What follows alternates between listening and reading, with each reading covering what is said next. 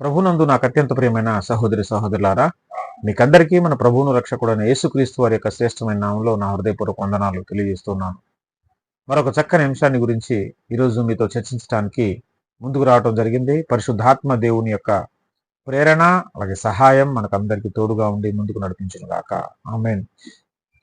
ప్రియ స్నేహితులారా, మిత్రులారా, సహోదరులారా, మనకందరికీ తెలుసు క్రైస్తవ సమాజంలో అనేక దుర్బోధలు ఈరోజు సింహాసనం మీద కూర్చొని మరి సంఘాలను ఏలుతున్నాయి అని చెప్పడంలో ఎలాంటి సందేహమూ లేదు. అనేక దుర్బోధలు సంఘాన్ని కబళించాయి, సంఘాలను కబళించాయి. ఆ దుర్బోధలనే నమ్ముతున్న వాళ్ళు సమాజంలో ఎక్కువ మంది ఉన్నారు. కారణం ఏంటంటే బైబిల్ని చదివే టైం లేక, బైబిల్ని పరిశీలించే ఓపిక లేక, సహనం లేక, ఎవరో చెప్పింది రాసుకొని లేకపోతే వారి గ్రంథాలు చదువుకొని ఇక దాన్నే భుజాన వేసుకొని వీళ్ళు నమ్ముతూ అనేకులకు ప్రకటిస్తూ అనేకులు నమ్మే విధంగా మళ్ళీ డిబేట్లు చేస్తూ దాని మీద చర్చోపచర్చలు వాదోపవాదాలు చేసి అనేకులను మోసం చేస్తున్నారు అనేది వాస్తవం అన్నమాట. మనకందరికీ తెలుసు BOUI Bible open university India international director గారైనటువంటి పిడి సుందర్రావు గారు ఎన్నో దుర్బోధలను గత 40 సంవత్సరాల నుంచి ప్రకటిస్తూనే ఉన్నారు. ఆ దుర్బోధనలు గ్రంథస్థం కూడా చేశారు. ఇంత పెద్ద గ్రంథరాజ్యం, ఇంత పెద్ద లావు పుస్తకం ఒకటి ఉంటుంది, జయశాలి సింహగర్జన అనే ఒక బుక్ లో మొత్తం ఇదిగో ఈ అబద్ధ బోధలతో నిండి ఉన్నది. ఏదో అరాకొర 1-2 మినహాయించి మిగతాదంతా కూడా అబద్ధాల పుట్ట, అబద్ధాల గని అన్నమాట ఆ పుస్తకం. అందులో చాలా బోధలు మీరు కావాలంటే పరిశీలన చేయండి. మీరు కనుక ఒకవేళ వింటున్న వారిలో ఒకవేళ మరి ఆయన మీద అభిమానం ఉన్నవాళ్ళు, BOUI మీద అభిమానం ఉన్నవాళ్ళు ఒకవేళ ఉండి ఉంటే మీకు ఆ మైకంలో ఉంటారు కాబట్టి మీకు నాలాంటి వాళ్ళు ఎంత చెప్పినా అసలు ఏమాత్రం బుర్రకెక్కదు, అసలు అర్థం కాదు కూడా. ఎందుకంటే ఆ మైకంలో ఆ భ్రమపరచు ఆత్మ మిమ్మల్ని భ్రమపరుస్తున్నంత కాలం, ఆ మైకంలో ఆ పొరల్లో మీరు ఉన్నంత కాలం మీకు ఏది అర్థం కాదు. ఎంత పెద్దోళ్ళు గొప్పోళ్ళు చెప్పినా, దేవదూత చెప్పినా కూడా మీరు వినిపించుకోరు. ఎందుకంటే గురు భక్తి, గురు మీద ప్రేమ అలాంటి గురుడి ప్రేమ మరి వెళ్ళుని కొనిపోతుంది కాబట్టి మీకు ఎవ్వరు చెప్పినా అర్థం కాదు. సో అలాంటి వారి గురించి నేను చెప్పట్లేదు. వాళ్ళు నేర్చుకోవాలనే మనస్సు ఉండదు, శిష్యునికి తగిన మనస్సు ఉండదు, వాళ్ళు నేర్చుకోరు కాబట్టి వాళ్ళకి నేను చెప్పట్లేదు. కానీ మిగతా వారికి నేను చెప్తూ ఉన్నాను. ఏంటంటే మంచి మనస్సుతో ఒకసారి ఈరోజు నేను చెప్పబోయే ఒక్క చిన్న సందర్భాన్ని మీరు ఆలోచన చేయండి. వారు చెప్పిన అనేక దుర్బోధలలో ఒక బోధ ఏంటి అనంటే స్వస్థత వరాలు ఆగిపోయాయి అని. అలా ఆగిపోయాయి అంటానికి బైబిల్ గ్రంథంలో ఏమైనా రెఫరెన్స్ ఉందా? డైరెక్ట్ రెఫరెన్స్ అని అంటే ఇండైరెక్ట్ గా కొన్ని చూపిస్తారు. పౌలు గారికి చివరిలో ఆగిపోయిందని, పౌలు గారు తన శరీరంలో మరి అస్వస్థత ఉంటే, తనకే రోగం ఉంటే దాన్ని స్వస్థపరచుకోలేకపోయాడని, తర్వాత కడుపు జబ్బు నిమిత్తం నువ్వు ద్రాక్షారసం తాగని వేరే వాళ్ళకి సలహాలు ఇచ్చినట్టుగా ఇలాంటి సందర్భాలను కొన్ని ఇండైరెక్ట్ గా ఉన్న సందర్భాలను చూపిస్తారు. డైరెక్ట్ గా ఏదైనా ఉందా అని అంటే వాళ్ళు చూపించే ఏకైక రెఫరెన్స్ 1 కొరింథీ పత్రిక 13వ అధ్యాయంలో 8వ వచనం. 1 కొరింథీ పత్రిక 13వ అధ్యాయం 8వ వచనం. వాళ్ళు చూపించే రిఫరెన్స్ ఏంటో ఒకసారి నేను చదువుతాను, జాగ్రత్త చూడండి. ప్రేమ శాశ్వత కాలముండును, ప్రవచనములైనను నిరర్ధకములగును, భాషలైనను నిలిచిపోవును, జ్ఞానమైన నిరర్ధకమగును. ఇక్కడ భాషలైనను నిలిచిపోవును అన్నాడు కదా. అందుకే భాషలు ఇప్పుడు నిలిచిపోయాయి, లేవు అని వాళ్ళ వాదన అన్నమాట. వాళ్ళ పిడివాదం ఏమిటి అనంటే భాషలైన నిలిచిపోవును అని బైబిల్ గ్రంథం చెప్తుంది కదా. కాబట్టి ఇప్పుడు నిలిచిపోయాయి, లేవు. ఇప్పుడే కాదు, పౌలు కాలంలోనే నిలిచిపోయాయి అనేది వాళ్ళ వాదన. ఎందుకంటే పౌలు తను స్వస్థపరుచుకోలేకపోయాడట. అలాగే వేరే వాళ్ళకి తిమోతిని కూడా కడుపు జబ్బు నిమిత్తం ద్రాక్షారసం పుచ్చుకోమని ఆయనకి చెప్పినట్టుగా ఇలాంటి రెఫరెన్స్ చూసారా? వాళ్ళ స్వస్థత వరాలు వాళ్ళకే పనిచేయట్లేదు అంటే ఆగిపోయింది, అది పౌలు కాలంలోనే ఆగిపోయింది, ఈ కాలంలో అసలా లేవు అనేది వారి యొక్క వాదన అన్నమాట. దానికి వాళ్ళు చూపించే రిఫరెన్స్ ఇదే, భాషలైనను నిలిచిపోవు. ఇంకా ఏం చెప్తున్నారు? మనం కొంతమట్టుకు ఎరుగుదాం, కొంతమట్టుకు ప్రవచించున్నాం, కానీ పూర్ణమైనది వచ్చినప్పుడు పూర్ణము కానిది నిరర్ధకమగును. ఇది వాళ్ళు ఇంకొక కోట్ చేసే రెండో మాట. పూర్ణమైనది వచ్చినప్పుడట పూర్ణము కానిది నిరర్ధకమగును అంటే ఏంటి? పూర్ణమైనది రావటం అంటే బైబిల్ గ్రంథం అంతా కొత్త నిబంధన మొత్తం రాయబట్టం అంట. లేఖనం సంపూర్ణంగా మరి ఆ క్రొత్త నిబంధన, అప్పటికీ పాత నిబంధన అనుకోండి, క్రొత్త నిబంధనలో ఉన్న 27 పుస్తకాలు, ఆ పాత నిబంధనలో ఉన్నటువంటి 39 పుస్తకాలు మొత్తం వెరసి ఈ 66 పుస్తకాలు మన చేతికి రావటమే పూర్ణమైనది రావటమట. అప్పుడు దాకా ఉన్న పూర్ణము కానిది ఈ వరాలన్నీ ఆగిపోతాయి అని వాళ్ళు వ్యాఖ్యానం చేస్తూ ఉన్నారు. ఒకవేళ నేను చెప్పే దాంట్లో డౌట్ ఉంటే, ఇది కాదు వాళ్ళు అట్లా చెప్పలేదని ఒకవేళ మీలో ఎవరైనా అనుకుంటే, దయచేసి చెప్పే అలాంటి వారి మీద కోప్పడకుండా ఆ సింహగర్జన, జయశాలి సింహగర్జన అనే పుస్తకాన్ని మీరు తెప్పించుకుంటే అందులో ఈ ఆర్టికల్ ఉంటుంది, ఈ పాఠం పేరు ఉంటుంది. మీరు చదివిన తర్వాత కామెంట్ చేయండి, చదివిన తర్వాత మాట్లాడండి. నేను చదివి మాట్లాడుతున్నాను, నేను చదవకుండా కాదు. అవన్నీ నాకు తెలుసు. గత 30 సంవత్సరాల క్రితమే అవన్నీ నేను అక్కడ ఉండి నేర్చుకున్నటువంటి వ్యక్తిని.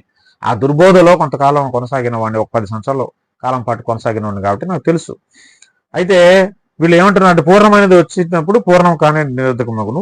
నేను పిల్లవాడిని అయినప్పుడు పిల్లవాని వలె మాట్లాడి తిని, పిల్లవాని వలె తలంచి తిని, పిల్లవాని వలె ఏడ్చి తిని, ఇప్పుడు పెద్దవాడనై పిల్లవాని చేష్టలు మానివేసి తిని అని అంటున్నాడు అనమాట.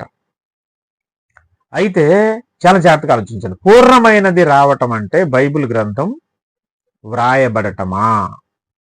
ఒకవేళ వీరన్నట్టుగా, అంటే వీరి బోధలు ఎలాగుంటాయంటేనండి, యాక్చువల్గా అన్ని చుక్కెదురు అనమాట. వాళ్ళ వచనాలు వాళ్ళకే రివర్స్ తగులుతాయి, అడకత్తరలాగా. వాళ్ళు చెప్పిన దానికి ఇంకొక మాట వాళ్ళకి ఎదురు వస్తుంది, అడ్డొస్తుంది. ఎవరు యాక్చువల్గా దాన్ని ఖండించాల్సిన అవసరం లేదు. ఎవరు దాన్ని సరిచేయకుండానే వారు చెప్పిన, అంటే ఇప్పుడు వంకరకాళ్ళోడు నడవలేక వాడి కాళ్ళలో వాడే అడ్డం పెట్టుకుని పడిపోయినట్టుగా, వాడి కాలే అడ్డు తగిలి పడిపోయినట్టుగా వీళ్ళ బోధలన్నీ కూడా అలాగే ఉంటాయి. ఎంత విడ్డూరంగా, ఎంత హాస్యాస్పదంగా, ఎంత సిల్లీగా ఈ బోధలు ఉంటాయో ఇక్కడ నేను తేల్చేస్తాను చూడండి జాగ్రత్తగా.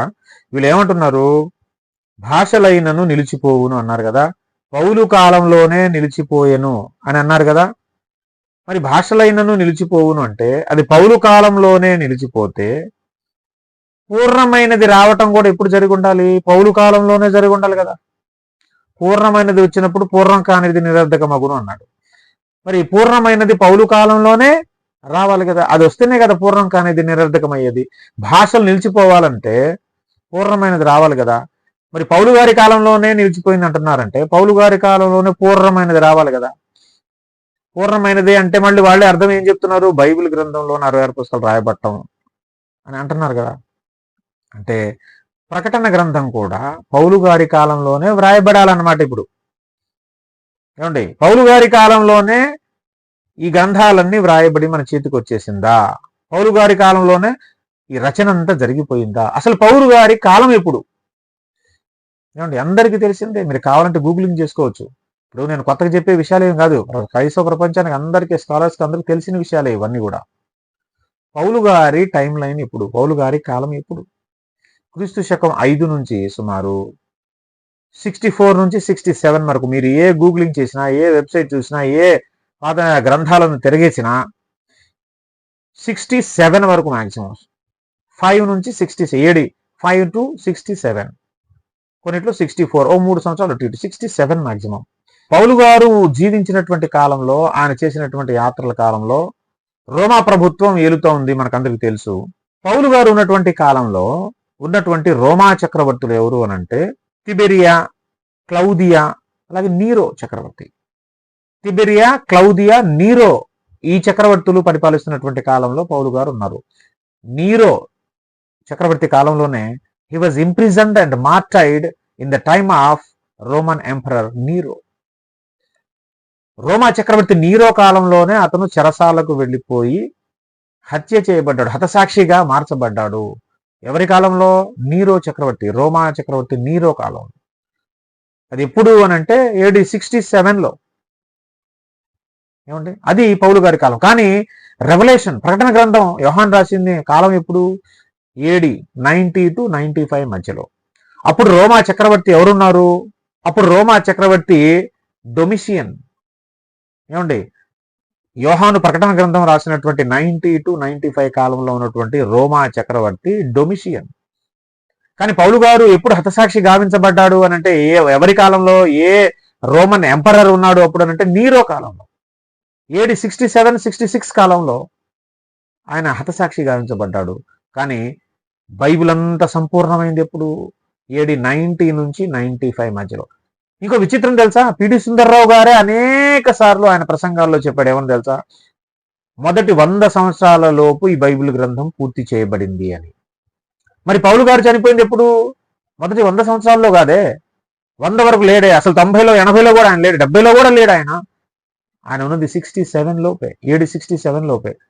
మరి ఈ రెవల్యూషన్ రాయబడింది సంపూర్ణంగా, బైబిల్ మన చేతిలోకి వచ్చింది రాయబడింది మరి AD 90 నుంచి 95 అయితే సంపూర్ణమైనది వచ్చింది అప్పుడు కదా. మరి పౌలు గారి కాలంలోనే సంపూర్ణమైనది వచ్చేసింది, అసంపూర్ణమైంది నిరర్ధకం అయిపోయింది, భాషలు నిలిచిపోయాయి, పౌలు గారి కాలంలో ఆగిపోయింది అని ఎట్లా అంటున్నారు? వాళ్ళ విరుద్ధం కదా ఇది, వాళ్ళ సెల్ఫ్ కాంట్రడిక్షన్ కదా ఇది. వారి మాటను వాళ్లే ఖండించుకుంటున్నారు కదా. ఒకవైపునేమో పౌలు గారి కాలంలో ఆగిపోయింది అంటారు, భాషలు నిలిచిపోయినాయి అంటారు, స్వస్థవరాలు ఆగిపోయినాయి అంటారు. పూర్ణమైంది అప్పుడే వచ్చేయాలి కదా. మరి పూర్ణమైంది రావటం అంటే బైబిల్ గ్రంథం సంపూర్తి చేయబడటం అంటారు. మరి బైబిల్ గ్రంథం పౌలు గారు బ్రతికున్న కాలంలో సంపూర్తి చేయబడలేదు కదా, అంటే పూర్ణమైనది రాలేదు కదా. పూర్ణమైనది రానప్పుడు పూర్ణం కాంతి ఎలా నిరర్థకమైంది? భాషలు ఎలా నిలిచిపోతాయి? స్వస్థవరాలు ఎలా ఆగిపోతాయి? ఇంకోటి తెలుసా, భాషలైనను నిలిచిపోవును అన్నాడు, కానీ స్వస్థత వరాలైనను నిలిచిపోవును అనలేదు అక్కడ. అసలు ఇక్కడ కూడా వాళ్ళు ఏం మాట్లాడుతున్నా వాళ్ళకే తెలియట్లేదు. మళ్ళా భాషలైనను నిలిచిపోవును అనే విషయాన్ని చదివి స్వస్థత వరాలు పౌల్లో ఆగిపోయినాయి అని చూపిస్తారు. అసలు దీనికి దానికి ఏం పొంతనా? ఇక్కడ చూపించిన రిఫరెన్స్ ఏంటి? అక్కడ నువ్వు కోట్ చేసే విషయం ఏంటి? పౌలు గారి ఇదిగో స్వస్థవరాలు ఆగిపోయినాయి అని ఈ రిఫరెన్స్ చూపించి దానికి ఎక్స్ప్లెయిన్ చేయటం ఏంటి? అసలు అది స్వస్థవరం, ఇది భాషలు. సరే, వాళ్ళు అనుకున్నట్టుగా చూసినా మరి పూర్ణమైనది అప్పుడు రాలేదు కదా. అసలు ఇంకో విచిత్రమైన సంగతి తెలుసా? పూర్ణమైనది వస్తే ఏం జరిగిద్దో పౌలు గారు చెప్తున్నారు చూడండి అక్కడ 12వ వచనంలో, 1 కొరింథీ 13:12. ఇప్పుడు అద్దంలో చూచినట్టు సూచనగా చూచున్నాము, అప్పుడు ముఖాముఖిగా చూతుము. ఏంటది చూసేది? ఏమండి, ఇప్పుడు అద్దంలో చూసినట్టు చూస్తున్నాం అంటే రియల్ ఇమేజ్ కాదు, వర్చువల్ ఇమేజ్ చూస్తున్నాం. కానీ పూర్ణమైనది వచ్చినప్పుడు ముఖాముఖిగా చూద్దాం. ఇప్పుడు ఏం చూస్తున్నారు? ఇప్పుడు పూర్ణమైనది వచ్చింది అంటున్నారు కదా, బైబిల్ అంతా మన చేతిలో ఉంది. మరి ఇప్పుడు ముఖాముఖిగా చూసేది ఏంటి సార్? ఒకసారి చెప్పండి, ఒకసారి ఎక్స్ప్లెయిన్ చేయండి. ఏం చూస్తున్నాం మనం ముఖాముఖిగా? దీనికి సమాధానం ఉండదు. ఇప్పుడు కొంత మట్టికే ఎరిగి ఉన్నాను, తన గురించే మాట్లాడుతున్నాడు సుమా, మన గురించి కాదు. ఇప్పుడు కొంత మట్టికే ఎరిగి ఉన్నాను, అప్పుడు నేను పూర్తిగా ఎరగబడిన ప్రకారం పూర్తిగా ఎరుగుదును. పౌలు గారు అంటున్నారు, ఇప్పుడైతే నేను పూర్తిగా ఎరగను, కొంత మట్టికే నేను ఎరిగి ఉన్నాను, అప్పుడు పూర్తిగా ఎరుగుదును. అంటే అపూర్ణమైనది వచ్చినప్పుడు పౌలు కూడా ఉంటాడా సార్? ఉండాలి కదా. మరి అప్పుడు పూర్తిగా ఎరుగుదును అంటున్నాడు అక్కడ. నేను కాదండో, బైబిల్ గ్రంథం చెప్తుంది. పూర్తిగా ఎరగబడిన పూర్తిగా ఎరుగుదును, అప్పుడు నేను అని తన గురించి చెప్తున్నాడు ఆయన. ఇప్పుడు నాకు కొంత మట్టుకే తెలుసు, అప్పుడు అంటే అపూర్ణమైనది వచ్చినప్పుడు నాకు పూర్తిగా ఎరుగుదును. ఎప్పుడది? అంటే పౌలు గారు చనిపోయి హతసాక్షి అయిపోయిన తర్వాత బైబిల్ గ్రంథం అంతా చేతికి వచ్చి పూర్ణమైనది వచ్చినప్పుడు మళ్ళీ పౌలు గారు పునరుద్ధానం చెంది మరలా సంపూర్ణంగా తెలుసుకొని పూర్తిగా తెలుసుకున్నాడా? పూర్తి సత్యాలను తెలుసుకున్నాడా? ఎట్లా? ఎంత విడ్డూరమైనదో చూసారా ఆ బోధ? ఎంత విచిత్రమైన బోధ చూసారా అది? పూర్ణమైనది రావటం అంటే బైబిల్ గ్రంథం సంపూర్తి చేయబడి మన చేతికి రావటం కాదండి, రెండవ రాకడలో యేసు ప్రభు వారే ప్రత్యక్షం కావటం. ఇంకో మాట తెలుసా మీకు? స్టార్టింగ్ లో 8వ వచనంలో ఏం చదివారు? ప్రేమ శాశ్వత కాలముండును, ప్రవచనములైనను నిరర్ధకములగును అన్నాడు, భాషలైనను నిలిచిపోవును అని వ్రాయబడింది కదా. వీళ్ళు ఈ ముక్కనే తీసుకున్నారు, భాషలైనను నిలిచిపోవును అన్నాడు కదా, భాషలు నిలిచిపోయినాయి. మరి పై మాట ప్రవచనములైనను నిరర్ధకములగును అంటే బైబిల్ గ్రంథం పూర్ణమైనది మన చేతికి వచ్చేస్తే ప్రవచనాలు నిరర్ధకం అయిపోతాయా? అంటే బైబిల్ వచ్చేసిన తర్వాత ఇప్పుడు మనకు ప్రవచనం నెరవేరవలసిన ప్రవచనాలు ఏమి లేవండి బైబిల్లో. ఇంకా నెరవేరబడవలసినవి ఏమి లేవా? ఫ్యూచర్ రిఫరెన్సెస్ ఏమి లేవండి, ప్రాఫెసెస్ ఏమి లేవా? ప్రాఫెసీలన్నీ నిరర్ధకం అయిపోతాయి బైబిల్ గ్రంథం మన చేతికి వచ్చేస్తే. పూర్ణమైనది మన చేతికి వచ్చేస్తే ప్రవచనాలన్నీ నిరర్ధకం. అంటే బైబిల్లో ఉన్న ప్రవచనాలు జరగవా సార్? ఇప్పుడు భాషలైన నిలిచిపోనని తీసుకున్నారు, జ్ఞానమైనను నిరర్ధకమగునట. పరిపూర్ణమైనది వస్తే జ్ఞానం ఎక్కువ అవటం కాదు, జ్ఞానం కూడా నిరర్ధకం అయిపోతాయి. మరి అయిపోయిందండి అంటే క్రైస్తవులకి జ్ఞానం లేదా? బైబిల్ గ్రంథంలో జ్ఞానం ఏం లేదంటారు ఇప్పుడు? అంటే మీకు కావలసిన ఒక ముక్క, మధ్యలో ఉన్న మొక్కను తీసుకొని పైన ప్రవచనాలు వదిలేశారు, కింద జ్ఞానం ఏమైందో చెప్పట్లేదు, కానీ భాషలు మాత్రం నిలిచిపోయాయంట. ఎంత తెలివి ఎలా కిట్టించారు చూసారు కదండి. ఇంత మహాజ్ఞానం. దీనికోసం జనాలు తండోపతండాలుగా పరిగెత్తడం. ఇది పచ్చి అబద్ధ బోధ. ఈ బోధనే ఇంకా ప్రకటిస్తున్న వారు మన మధ్యలో ఉండటం ఇంకా దౌర్భాగ్యం. మారండి. అవి అబద్ధ బోధలని సమాజానికి తెలుసు. ఇంకా నెత్తినేసుకొని ఊరేగించి అవే తప్పుడు బోధలు చెప్పి ఇంకా జనాలను అవే బోధలతో మోసం చేసి మీ మీద ఉన్న కాస్తా కోస్తా అభిమానాలను, ప్రేమలను కూడా పోగొట్టుకోమాకండి సహోదరులరా. కొంతమంది మళ్ళీ ఆ తప్పుడు బోధలు చెప్పమాకండి. కాబట్టి పూర్ణమైనది రావటం అంటే యేసు ప్రభు వారు ప్రత్యక్షం కావటం. అప్పుడు ఇంక ప్రవచనాలతో పని లేదు, ఈ బైబిల్ జ్ఞానంతో పని లేదు. ఎందుకంటే అసలు శిశులైన అనంత జ్ఞాని అయిన యేసయ్యే మనకు ప్రత్యక్షమైనప్పుడు ఆయనే నోటి మాట ద్వారా మనకు సమస్తం బోధిస్తాడు. ఏమంటే ఇంక ప్రవచనాలతో పని లేదు, బైబిల్లో ఉన్న జ్ఞానంతో ఇంకా పని లేదు. ఇప్పుడైతే కొంత మట్టుకు తెలుసు, కొంత మట్టుకు ఆయన గురించి అసలు పూర్తిగా యేసు ప్రభు వారు ఆయన గుణ లక్షణాల గురించి మనకు 100% సంపూర్ణంగా తెలియదు. కానీ ఆయన చూసినప్పుడు అసలు యేసయ్య ఎలాగుంటాడు, ఆయన మాటలు ఎలాగుంటాయి, ఆయన వ్యక్తిత్వం ఏంటి, ఆయన ప్రేమ ఏంటిది అనేది సంపూర్ణంగా మనం నేర్చుకుంటాం. పూర్ణమైనది రావటం అంటే అది. అప్పటి వరకు భాషలు కొనసాగుతాయి, ప్రవచనాలు కొనసాగుతాయి, స్వస్థ వరాలు కొనసాగుతాయి. కాకపోతే స్టార్టింగ్లో ఆ మొదటి ఆదిమ అపోస్తలు బ్రతికినటువంటి ఆ ఫస్ట్ సెంచరీలో జరిగినంత ఉధృతంగా, అంత ఇంటెన్సిటీతో జరగకపోవచ్చు. ఎందుకంటే అవసరాన్ని బట్టి, కాలాన్ని బట్టి దేవుడు ఎప్పుడు ఏవి వాడుకొని మరి సమాజానికి మేలు చేస్తాడు, ఏది అవసరమో అవసరాన్ని బట్టి దేవుడు వాడతాడు. అప్పుడు ఉన్నంత ప్రభావం ఇప్పుడు ఉండాలని రూల్ ఏం లేదు. అలాగని ప్రభావం లేదు కాబట్టి అప్పుడు జరిగినట్టు జరగట్లేదు కాబట్టి లేవనే నిర్ణయానికి రావటం అనేది చిన్నపిల్లల చేష్టలు. అవి లేఖనానికి విరుద్ధమైనటువంటి ఆలోచన ధోరణి. అవసరాన్ని బట్టి దేవుడు చేస్తాడు. అప్పుడైతే ప్రపంచానికి మొత్తానికి యేసయ్య మాటల్ని శిష్యులు చెప్పాల్సింది, శిష్యులను జనాలు నమ్మాల్సిన పరిస్థితి. ఎందుకంటే అసలు వాళ్ళు మాటలు నమ్మకపోతే, వాళ్ళ గ్రంథాలు రాయకపోతే అసలు మనకి ఈరోజు బైబిలే వచ్చేది కాదు. ప్రపంచానికి సువార్త చెప్పాలి వాళ్ళు. ఆ టైంలో వాళ్ళని జనాలు నమ్మాలి అని అంటే వాళ్ళ ద్వారా అనేకమైనటువంటి అద్భుత సూచక్రియలు, ఇన్స్టాంట్ మిరాకిల్స్ అనేవి జరగాలి. అందువలన అంత ఉధృతంగా జరిగాయి. అలాగని అసలు లేవని కాదు. రాబోయే రోజుల్లో మొదటి శతాబ్దంలో ఏమైతే జరిగిందో జరగబోవున్నదే మరలా జరుగును అనే ప్రవచనం ప్రకారం క్రీస్తు రాకడకు ముందు దినాల్లో కూడా మళ్ళా అటువంటి ఉధృతమైనటువంటి ప్రభావం క్రైస్తవ సమాజంలో రాబోతుంది. మరలా అలాంటి సూచక్రియలు జరగబోతున్నాయి. అదే అగ్ని మరల దిగి రాబోతుంది. అవే పరిశుద్ధాత్మ వరాలు ఇంకా ఉధృతంగా పనిచేయబోయే కాలం ఒకటి రాబోతుంది. కాబట్టి సత్యాన్ని గ్రహించండి, సత్యాన్ని నమ్మండి. సత్యం మనల్ని స్వతంత్రులుగా చేస్తుంది. దేవుడి మాటలు మన వినికిడిలో దీవించి ఆశీర్వదించును గాక. ఆమేన్. అందరికీ వందనాలు.